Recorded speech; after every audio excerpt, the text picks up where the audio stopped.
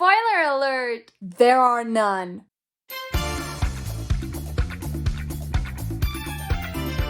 Okay, now that's not completely true. There are some advantages of sharing a room, but you know, that kind of made a sick introvert in my closet. Hi. Today's video, I'll be talking about how annoying it can be to share a room. Because I've been sharing a room with my sister since I was born.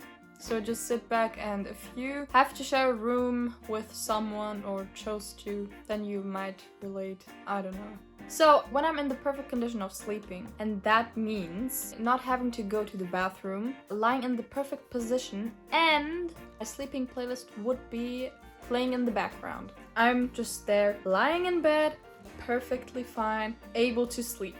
But then, you guessed it, my sister starts snoring. And you know, like... Oh, you gotta be kidding me. And while she takes a break of choking on her own spit, I usually think that she's done now, but then she just surprises me with another sick snore. I try everything to stop her. I try like throwing socks at her. I usually use tissues. Why can't you just shut up? I normally don't do socks, but you know, it was just lying there. I also once took a selfie stick and I was like, oh, that's perfect.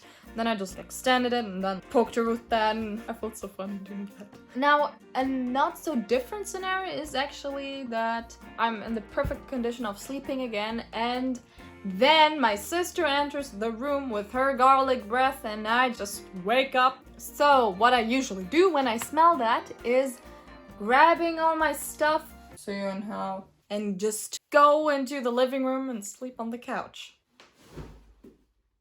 Wow. And sometimes I also kick her out because I'm not in the mood for getting up. If I can't sleep, I usually try to make myself sleep by reading something, which doesn't always work because I'm so stupid and choose amazing books that are interesting. Actually, it would make more sense if I would pick like a history book or something and read that in bed. Then I would definitely fall asleep very fast. I should do that. But that has nothing to do with the books that I read. This has to do with the fact that I have to turn off every light except for this little lantern that you can't not really call a lantern because it doesn't really shine very bright. And, you know, I like hang this up here and then I read with that, only that light. And you can imagine how messed up my eyes are now because of that. I cannot turn on any other lights because this little fella would just wake up. Hey, if I'm sleeping or I'm trying to sleep and she's still working on the desk with the lights and all, I just can't sleep. So I sometimes kick her out.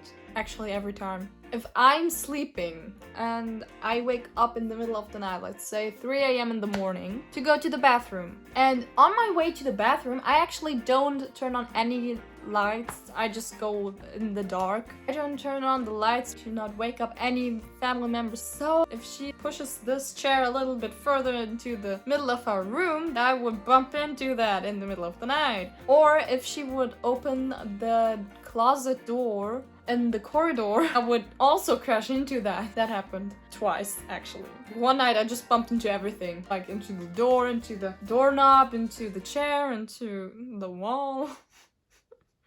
Stupid. If my family doesn't wake up because of the light, they definitely wake up because of my curses. We have one desk in our room, and if I get home and she gets home at the same time, then we race to the desk because we want to sit on the desk and work there. And usually the one who has an exam at the next day wins. I also hate it when I want to sleep and my sister is on the phone.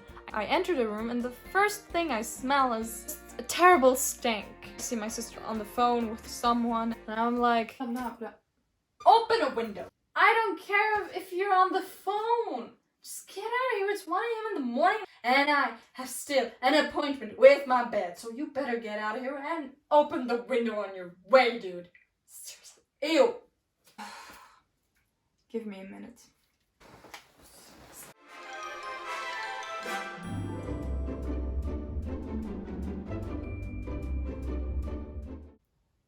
Great. Now, there are also good things about sharing a room. If you get home and you know you have to clean your room and you enter that room and you see everything is just perfectly in place, you're like, oh, wow, who did that? And then you hear your roommate from the other end of your apartment, that was me.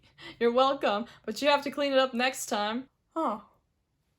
Another thing is, I don't know if it's positive or negative, it's kind of both. I don't know, because you have company and you also wish you had no one. So you go to bed very tired and your roommate starts talking to you because your roommate is not tired and your roommate just wants to talk.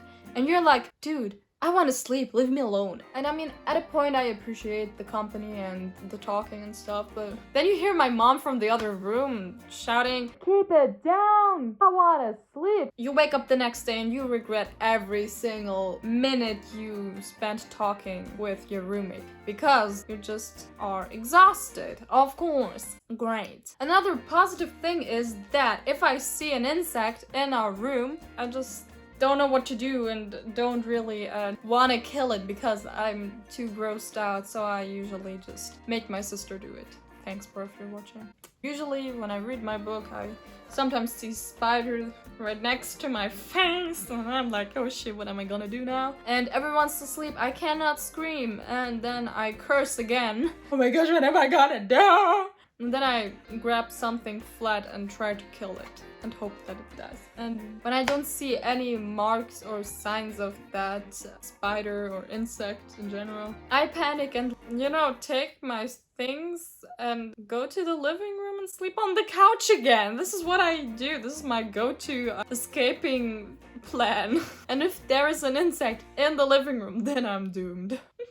It's bad. So this is all I have for you guys. Thanks for watching. If you liked this video, give it a thumbs up. If you didn't like this video, give it a thumbs up. If you hated this video, give it a thumbs up. And if you haven't subscribed to my channel yet, give it a thumbs up. No, just kidding. Just subscribe and ring the notification bell if you haven't done so, because apparently someone asked me like, I can see your new videos. I don't get it. And then I say, yeah, did you ring the notification bell? And they say like, what? And I'm like, dude, seriously? They said that every ending of every single YouTube video. You gotta like learn that, really.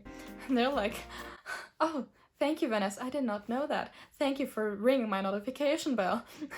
I love you. You're amazing. You're so awesome. I wish I was you.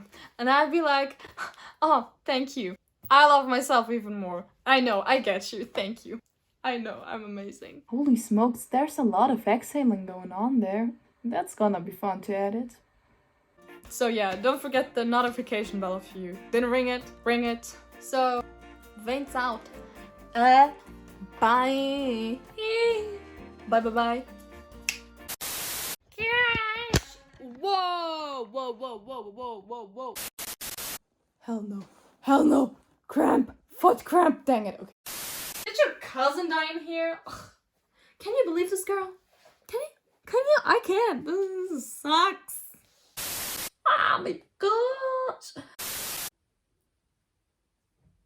Wow. Whoa.